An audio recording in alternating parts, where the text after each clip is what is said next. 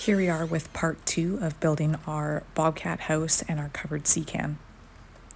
Today we managed to get up our 3-ply built-up beam, which was not the easiest task considering it's about 12 feet up in the air.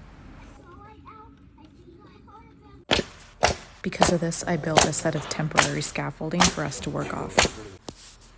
This allows us to access our work area a lot easier.